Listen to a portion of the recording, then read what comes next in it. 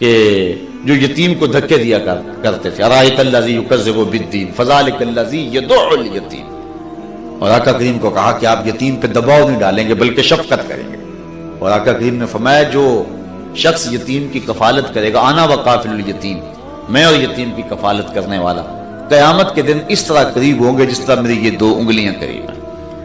یہ کتنی بڑی بات ہے جو حضور نے اعزاز قائم کر دیا۔ وہ یتیم کو اس لیے دھکے دیتے تھے کہ اس کو منحوس سمجھتے تھے۔ اب حضور کا ذرا دیکھیے انداز محبت۔ ایک غیر مسلم اسلام لاتا ہے تو بعد میں انٹرویو کیے جاتے ہیں کہ کون کون سی قدر اسلام کی ہے جس نے تمہیں متاثر کیا، تو اس سے پوچھا گیا کہ اسلام کی کس قدر نے تمہیں اسلام کے قریب کیا، تو اس نے جو جواب دیا اس نے کہا کہ سیرت کا ایک واقعہ میری ہدایت کا باعث بنا۔ وہ اس طرح، ایک دن حضور کی مجلس لگی ہوئی تھی، لوگ بیٹھے ہوئے تھے، تو ایک شخص حاضر ہوا اور عرض کیا حضور میرا بیٹا گم ہو گیا اور صبح سے نہیں مل رہا، میں آپ کی خدمت میں اس لیے حاضر ہوا ہوں کہ دعا کریں کہ وہ مل جائے، میں الگ پریشان ہوں، اس کی ماں الگ تڑپ رہی ہے۔ قبل اس سے کہ حضور دعا کے لیے ہاتھ اٹھاتے، مجلس کے دوسرے کونے میں ایک شخص اٹھ کے کھڑا ہو گیا جو ابھی آیا تھا، کہنے لگا حضور میں ابھی آیا ہوں، میں نے فلاں باغ میں اس کے بیٹے کو بچوں کے ساتھ کھیلتا ہوا دیکھا۔ جب باپ نے سنا تو ابھی ہاتھ اٹھے نہیں تھے کہ کام بن گیا، اس نے دوڑ لگا دی، آقا فرمائے سے بلاؤ، بلایا گیا، کہا بڑی جلدی ہے حضور، آپ جانتے ہیں ایک باپ کے جذبات کیا ہوتے ہیں، تو میں ضرور جاؤ، میں تمہیں نہیں روکتا، لیکن میری صرف ایک بات یاد رکھنا، جب باغ کے کنارے جاؤ تو وہاں بچوں کو اکٹھا کھیلتے ہوئے دیکھو، تمہارا بچہ تمہیں نظر آ جائے تو اس کو بیٹا کہہ کے آواز نہ دینا، اس کو نام لے کے اسے پکارنا۔ عرض کی حضور وہ میرا بیٹا ہے، اگر میں بیٹا کہہ کے پکاروں تو اس میں حرج بھی کیا ہے؟ فرمایا تم صبح سے بچھڑے ہوئے ہو، تمہارے لہجے میں بلا کی مٹھاس ہوگی، تم نہیں جانتے، ہو سکتا ان کھیلنے والے بچوں میں کوئی یتیم بچہ بھی کھیل رہا ہو، تو جب تم اپنے بیٹے کو بیٹا کہہ کے پکارو گے، چونکہ مٹھاس بڑی ہوگی تمہارے لہجے میں، اس کا دل چوٹ کھا جائے گا، کاش کہ آج میرا باپ ہوتا تو مجھے بھی بیٹا کہہ کے پکارتا۔ وہ کہتا ہے یہ واقعہ میری ہدایت کا باعث بن گیا کہ اتنا نزاکت قلبیہ کا لحاظ کہ کہا یہ اسلام کا مزاج ہے، بیوہ کے سامنے اپنی بیوی سے پیار نہ کرو، غریب کے سامنے اپنی دولت کی نمائش نہ کرو، بلکہ حضور نے یہاں تک فرمایا اپنے گوشت کی خوشبو سے ہمسائے کو تکلیف نہ دو، یا تو تھوڑا سا شوربہ زیادہ ڈال لو، یا ایسے زاویے ایسے وقت پکاؤ کہ ہمسائے کے بچے سو چکے، مزدور کے بچے ضد کر بیٹھے اور وہ ضد پوری نہ کر سکے تو پھر ان کے آنسو کون پوچھے گا اور کون ان کو چپ کرائے گا؟ وہ کیا کسی نے کہا تھا دوپہر کو وہ سو جاتی ہے اس ڈر سے، دوپہر کو وہ بچوں کو سلا دیتی ہے اس ڈر سے، گلی میں پھر کھلونے بیچنے والا نہ آ جائے۔ کبھی ان لوگوں کے دکھ بھی ہم نے سمجھے ہوئے ہوتے۔ ہماری حالت تو یہ ہے کہ ہمارے دیہاتوں میں رواج ہے کہ جب کوئی شخص اپنی بیٹی کو رخصت کرتا ہے تو اس کا جہیز چارپائیوں پہ بچھا دیتے ہیں، اور پھر ایک بندے کو پیغام دیا جاتا ہے، ایک عورت کو، جاؤ پوری بستی میں بتاؤ کہ ہماری بیٹی کا جہیز دیکھ جائے۔ اس کو ہم دیہاتی زبان کے اندر رسم وکالہ کہتے ہیں۔ دیا تو اپنی بیٹی کو ہے، لوگوں کو دکھلا رہے ہیں داد وصول کرنے کے لیے کہ بڑا جی حد کر دی، کمال ہو گیا۔ ہم نے تو داد دے دی، 4 دن تندوروں پر چوپالوں میں یہی بات ہوئی، لیکن یہ نہ سوچا کہ تمہاری بیٹی کا جہیز دیکھنے کے لیے بیوہ کی یتیم بچیاں بھی آئیں، اس مزدور کی بیٹیاں بھی آئیں جو بڑھاپے کے باوجود، کانپتے ہوئے بدن کے باوجود کلی والا ڈبہ اٹھا کے مزدوروں والے اڈے پہ جا کے بیٹھتا ہے، اور بوڑھا سمجھ کے اسے کوئی قبول بھی نہیں کرتا، اور وہ کہتا ہے مجھے 10-20 روپے کم دے دینا، لیکن کوئی اسے قبول نہیں کرتا۔ جب دوپہر کو وہ اپنا سامان سمیٹ کے، دیسی کانڈی سمیٹ کے جب وہ واپس پلٹتا ہے تو کوئی جانتا ہے کہ اس کے قدم کتنے بوچھل ہوتے ہیں، جبکہ وہ اپنی بیوی کو کہہ کے آیا تھا آج جو مزدوری ملے گی اس کا آٹا لے کر کے آؤں گا۔ گھر کی دہلیز عبور کرنا اس کے لیے پل صراط عبور کرنے کے مترادف ہوتا ہے، اور اندر کپڑے سی کے اور دیگر مزدوریاں کر کے اپنے جہیز کی تیاری کرنے والی بیٹیاں جب اپنے باپ کو یوں خالی آتے ہوئے دیکھتی ہیں تو جو کچوکے، جو زخم ان کے سینے پہ لگتے ہیں، لفظوں میں اس کو بیان نہیں کیا جا سکتا۔ تمہاری بیٹی کا جہیز دیکھنے کے لیے اس مزدور کی بیٹیاں بھی آئیں، تم نے تو داد وصول کر لی، لیکن جو زخم ان کے کلیجے پہ لگے اس کا مداوع کس کے پاس ہے؟ تارا ٹوٹتا سب نے دیکھا، یہ نہ دیکھا ایک نے بھی، کس کی آنکھ سے آنسو ٹپکا، کس کا سہارا چھوٹ گیا۔ اللہ نے اپنے محبوب کو کہا کہ محبوب فَأَمَّا الْيَتِيمَ فَلَا تَقْهَرْ، یتیم پر دباؤ نہیں ڈالنا ہے۔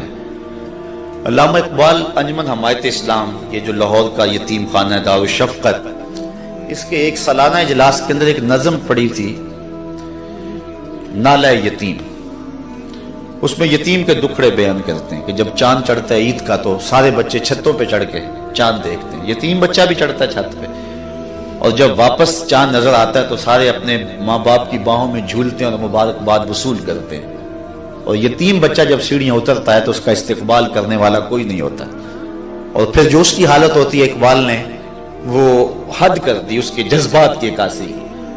بات لمبی ہوگی، آخر میں وہ کہتا ہے یتیم تیرے دکھوں کا سہارا کوئی نہیں، آج تجھے میں رسول اللہ کی چوکھٹ پہ لے چلوں. تصور ہی تصور میں اسے حضور کے دربار میں لے جاتا ہے. اور آقا کریم علیہ السلام پھر امت سے مخاطب ہو کے کہتے ہیں، گر تم سمجھو تو 100 باتوں کی یہ ایک بات ہے، آبرو میری یتیمی کی تمہارے ہاتھ. یہ لفظ کہہ کے حضرت اقبال نے چندے کی اپیل کی تھی، لوگوں نے اپنی جیبیں الٹ دی تھی. تو غریب کا یتیم کا سہارا آمنہ کا لال ہے. اور اللہ نے اپنے محبوب کے دل کو گداز اور نرم بنایا ہوا تھا، اتنا نرم کہ زخم کسی کو ہو نبی بے چین ہو جاتے. یار غزوہ بدر میں کافر خون کے پیاسے بن کے آئے تھے، لیکن 70 مارے گئے، 70 قید ہو گئے. حضرت بلال کہتے ہیں حضور مسجد کے سین میں کبھی دائیں کبھی بائیں جا رہے ہیں. میں نے کہا اللہ جو ہے وہ میرے ماں باپ آپ پہ قربان ہو، کیا میں ماجرا ہے کہ آپ آرام نہیں فرما رہے؟ تو حضور نے فرمایا ان کی رسیاں سختی سے باندھ دی گئی ہیں، اس لیے مجھے نیند نہیں آ رہی. حضرت بلال نے اور صحابہ نے جو آگے ہو کر کے وہ قیدیوں کی رسیوں کو ڈھیلا کیا. پھر حضور علیہ الصلوۃ والسلام جو ہے وہ راحت فرمائی. جو کافروں کے لیے اتنے شفیق اور نرم دل ہیں تو وہ اپنوں کے لیے کتنے شفیق ہوں گے اور کتنے نرم دل ہوں گے. امام راضی نے لکھا ہے کہ حضور کی رقاقت قلبی کا عالم یہ ہے، لو تدخل شوکۃ فی رجل احدکم لوجدت علامہ. فرمایا اے صحابہ تمہارے پاؤں میں کانٹا بھی چبھے تو اس کی تکلیف مجھے ہوتی. اور اللہ نے قرآن مجید میں حضور کے اس مزاج کو بیان کیا، عزیز علیہ ما عنتم، تمہارا مشقت میں پڑنا اس پہ گراں گزرتا ہے، تم مصیبت میں پڑو تو نبی بے چین ہو جاتا ہے. اللہ تعالیٰ جل شانہ اپنی رحمت نازل فرمائے. حضور کا پیار اس امت کو جو نصیب ہوا ہے، یہ ایک دن کا محفل میلاد کے پتہ نہیں کیا ہو گیا امت میں، یہ کیوں اختلاف ہے، میں سمجھ نہیں رہا کیوں اختلاف ہے. میں تو کہتا ہوں ساری زندگی بھی محفل میلاد میں گزار دی جائے پھر بھی حق شکر ادا نہ ہو. حضور نے اتنا پیار کیا ہمارے پاس، اللہ کی قسم ہمارے بدن پہ اتنے بال نہیں ہیں جتنے رسول اللہ کے احسانات ہیں. اتنا کرم اور اتنا فضل اور اتنا لحاظ رکھا. اور آج دنیا پہ جو اتنا خیال رکھتے ہیں، کل قیامت کے دن کتنا خیال رکھیں. فَأَمَّا الْيَتِيمَ فَلَا تَقْهَرْ، یتیم پہ دباؤ نہ ڈالو. وَأَمَّا السَّائِلَ فَلَا تَنْهَرْ، اور سائل کو جھڑکو نہ. وَأَمَّا بِنِعْمَتِ رَبِّكَ فَحَدِّثْ، اور اپنے رب کی نعمت کا خوب چرچا کرو. اللہ نعمت دے، کرم نوازی فرمائے تو اس کا اظہار کرو، چرچا کرو، اس پر گفتگو کرو، اس پہ بات کرو، تشکر بجا لاؤ. حضور علیہ الصلوۃ والسلام اللہ کی من جملہ نعمتوں میں سے سب سے بڑی نعمت ہے. محمد نعمت اللہ، یہ امام بخاری کے لفظ ہیں. حضور اللہ کی نعمت ہے، تو حضور کی آمد پر پھر اظہار مسرت، اظہار بشاشت، یہ اہل ایمان کا شیوا ہے، اہل ایمان کا طریقہ ہے اور اہل ایمان کا دستور ہے. حضرت حسان بن ثابت رضی اللہ تعالیٰ عنہ فرماتے ہیں، من علینا ربنا ہم باس فینا محمد، اللہ نے احسان کیا کہ حضور عطا کر دی.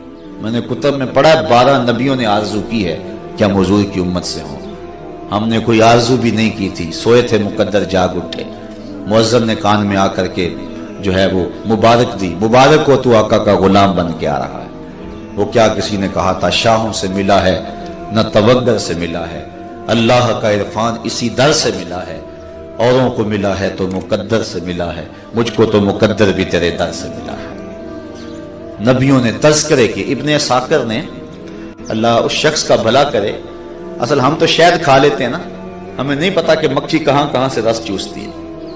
میں نے کتب میں پڑھا کہ جب مکھی چلتی ہے نا تو 1000 کلومیٹر تک یہ جاتی ہے.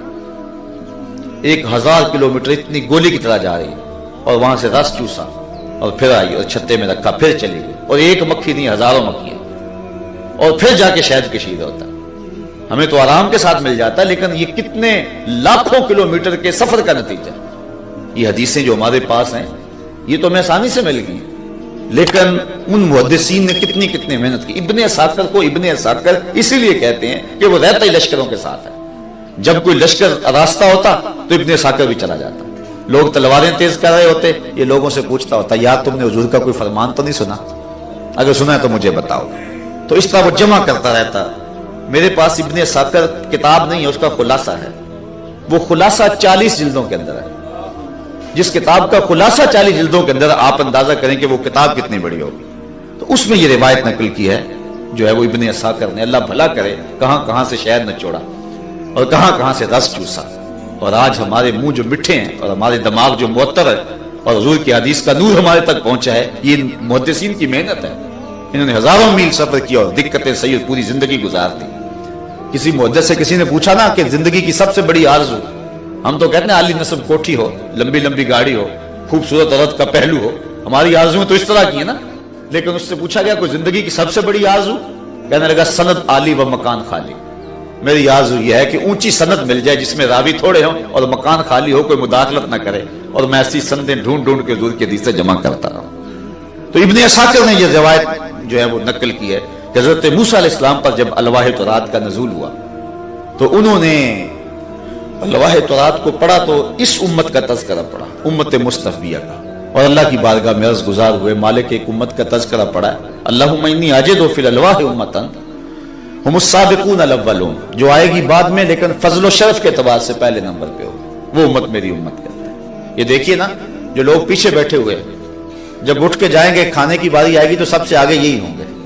وہ جب ڈرل کروا دیتے نا فوجی بھی، تو جب کہتے ہیں باؤٹ ٹرن، واپس پلٹو، تو جو پیچھے والے ہوتے ہیں انہی قدموں پہ پلٹتے ہیں، وہ سب سے آگے والے ہوتے ہیں. اللہ نے جب امتوں کو بھیجا تو امت مصطفیٰ سب سے پیچھے تھی، اور کل قیامت کے دن جب جنت کے دروازے کھول کے باؤٹ ٹرن کہا جائے گا، سب سے آگے امت مصطفیٰ ہوگی. ہم السابقون الاول، مالک وہ امت میری امت کر دے. قال تلک امت احمد، کہا یہ تو میرے پیارے احمد کی امت ہے. اچھا لمبے سوال ہیں. اللہم انی اجد فی الالواح امتاً اناجیلہم فی صدورہم یقرؤونہا ظاہرا. ایک ایسی امت کا تذکرہ پڑھا، ان کی کتابیں سینے میں ہوں گی، بے دیکھ کے پڑھیں گے. پچھلی امت میں کتاب اللہ کا حافظ صرف نبی ہوتا تھا، یہاں 7 سال کا بچہ بھی پورا قرآن سینے میں محفوظ رکھتا ہے. کہا مالک وہ امت میری امت بنا دے. کہا یہ تو میرے پیارے احمد کی امت ہے. پھر کہا ایسی امت کا تذکرہ پڑھا، یجعلون الصدقۃ فی بطونہم، جو صدقے کا مال خود کھائیں گے ثواب بھی خود کمائیں گے. پچھلی امت ہے تو پھینک دیتی، بجلی اچکتی. ہم خود ذبح کریں، خود کھالو دیڑے، کھال بھی اپنے کام میں، گوشت بھی خود کھائیں، ثواب بھی خود کمائیں. یہ عجیب ماجرا ہے کہ بروز عید قرباں وہی ذبح بھی کرے ہے وہی لے ثواب الٹا. کہا مالک وہ امت میری امت بنا دے. قال تلک امت احمد، کہا یہ میرے پیارے احمد کی امت. پھر سوال کیا اللہ ایک ایسی امت کا تذکرہ پڑا ہے یاکلون الفیع، جو مال فیع بھی کھائے گی. پچھلی امتوں کے لیے مال غنیمت تو جائز تھا لیکن جس میں لڑائی نہیں ہوئی مال فیع جائز نہیں تھا. اس امت کے لیے وہ بھی جائز ہے جس طرح باغ فتق تھا. کہا مالک وہ امت میری امت کر دے. کہا یہ تو میرے پیارے کی امت ہے. پھر کہا ایک ایسی امت کا تذکرہ بھی پڑھا، اذا ہم احدہم بسیئۃ فلم یعملھا ما کتبت لہ وان عملھا کتبت لہ سیئۃ واحدہ فجعلھا امتی. قال تلک امت احمد. کہا ایک ایسی امت کا تذکرہ پڑھا، اگر گناہ کی نیت کرتے ہیں گناہ نہیں لکھا جاتا، کرتے ہیں ایک تو ایک ہی لکھا جاتا ہے، اور وہ بھی توبہ کریں تو مٹا دیا جاتا ہے. وہ امت میری امت کرتے. کہا یہ بھی پیارے کی امت ہے. پھر سوال کیا اللہم انی اجد فی الالواح امتاً اذا ہم احدہم بحسنۃ فلم یعملھا کتبت لہ وان عملھا کتبت لہ عشر حسنات فجعلھم امتی. مالک وہ امت میری امت کر دے. نیکی کی نیت کرے گی، نیکی کی نہیں لکھ دی جائے گی. قیامت کے دن ایک شخص نامہ مال کھولے گا، حج لکھا ہوگا، عرض کرے گا مالک میں نے تو حج کیا ہی نہیں. ارشاد ہوگا نہیں کیا ہم پتہ ہے، لیکن جب حاجیوں کے قافلے جاتے تھے تیرا دل تو تڑپتا تھا نا، ہم نے اس تڑپ کی وجہ سے تیرے نامہ مال میں حج لکھ دی. اور ایک اور سادی سی بات بتانا چاہتا ہوں، بدر کے شرکاء کی تعداد کتنی ہے بھلا؟ 313. لیکن پڑھیں آپ تاریخ، 313 لڑائی میں شامل نہیں ہوئے، 305 لڑے ہیں، 8 لوگ نہیں گئے. حضرت علی ہیں، حضرت ابو لبابہ ہیں، دیگر صحابہ ہیں، حضرت عثمان ہیں، حضرت ابو لبابہ اور دیگر صحابہ ہیں، نہیں گئے جنگ میں. لیکن جب مال غنیمت بٹا تو ان کو برابر کا حصہ دیا گیا. کیوں؟ اس لیے کہ گھر سے عزم کر کے چلے تھے. مومن نیت کرتا ہے تو نامہ مال میں نیکی لکھ دی جاتی. وَإِنْ عَمِلَهَا کتبت لہ عشر حسنات، اور اگر عمل کرتا ہے کہ لکھی 10 جاتی. آپ جانتے ہیں نمازیں تو 50 ہمارے اوپر لازم ہوئی تھی، لیکن حضرت موسیٰ نے کہا کہ میں بنی اسرائیل کا تجربہ رکھتا ہوں، یہ 50 نہیں پڑھ پائیں گے. پھر گئے 5 معاف ہوتی تھی، بالآخر 5 رہ گئی.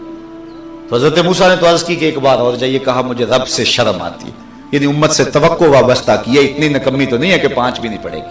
اللہ اکبر. اب اللہ کا وعدہ لا تبدیل لکلمات اللہ، اس کی باتیں بدلتی نہیں. یہاں 9 مرتبہ بدلی ہے کہ نہیں بدلی؟ تو پھر کیا جواب ہوگا اس کا؟ یہی جواب من جا بالحسنۃ فلہ عشر امثالھا، جو ایک نیکی کرے 10 کا ثواب، پڑھو گے 5 ضرب دو 10 سے تو ثواب 50 کا نصیب ہوگا، جس کی باتیں تبدیل نہیں ہوتی ہیں۔ یا اللہ یہ امت میری امت بنا دے، بڑی لمبی حدیث ہے۔ ایسے علماء ہوں گے جن کو اللہ علم بڑا دے گا، اس امت میں ہوں گے، اے اللہ وہ امت میری امت کر دے۔ دجال کو قتل کریں گے، وہ امت میری امت کر دے۔ جواب ملتا رہا تلک امت احمد۔ تو پھر حضرت موسیٰ نے آخر میں عرض کی اللہم اجعلنی من امت احمد، اے اللہ مجھے اس نبی کی امت سے کر دے۔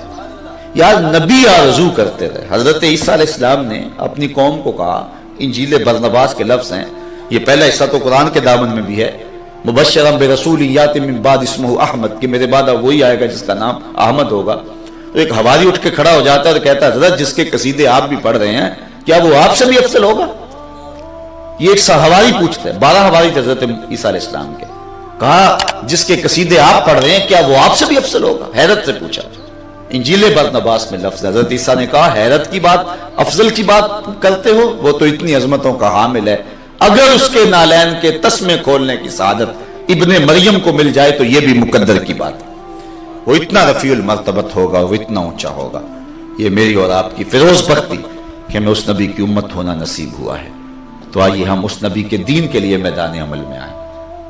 ہمیں 5 گانا نماز بوجھ بن رہا ہے، قطن نہیں ایسا، یہ تو فرض ہے، یہ تو لازم ہے، 750 مرتبہ رب اپنے مختلف صیغوں کے ساتھ جو ہے وہ حکم ہمیں دیا ہے۔ آئیے میں اور آپ آج سے اس محفل کے اندر سے عزم کر کے اٹھیں کہ آج کے بعد نماز نہیں چھوڑیں گے۔ دیکھیے یہ تو میلاد کا لفظ ہے نا عربی کا، اردو میں تو اس کو یوم پیدائش کہتے ہیں، پنجابی میں جمن دیہڑا کہہ لیں گے، اور اگر چلے جائیں آپ اس کو لے جائیں انگلش میں تو اس کو برتھ ڈے کہتے ہیں۔ تو آپ جاتے ہیں جب کسی کی برتھ ڈے پہ کا تو کبھی خالی ہاتھ تو نہیں گئے، کوئی نہ کوئی تحفہ تو لے جاتے ہیں، یار وہ جو اسے پسند ہے وہ خوش ہوگا۔ تو حضور کے میلاد پہ ہم خالی ہاتھ تو نہیں آئیں گے، حضور کو بھی کوئی تحفہ پیش کریں نا، اور وہ کون سا جس سے حضور خوش ہوں۔ اور حضور کس سے خوش ہوتے ہیں؟ جو الات قرۃ عینی فی الصلاۃ، میری آنکھوں کی ٹھنڈک نماز میں رکھی۔ جب حضرت بلال حبشی کو اذان کا کہتے تھے تو یہ نہیں کہتے تھے کہ بلال اذان دے، بلکہ کہتے تھے ارحنا یا بلال، بلال اٹھو ہمارے دل کو راحت پہنچاؤ۔ حضور علیہ الصلوۃ والسلام کو تسکین ملتی تھی نماز پڑھنے سے۔ اصل جو نماز سے کنی کتراتے ہیں نماز کی لذت سے آشنا نہیں ہے۔ جب بندہ سجدے میں پیشانی رکھ کے رب کو پکار رہا ہوتا ہے تو پھر رنگ ہی کچھ اور ہوا۔ Subscribe now and press the bell icon. Never miss an update.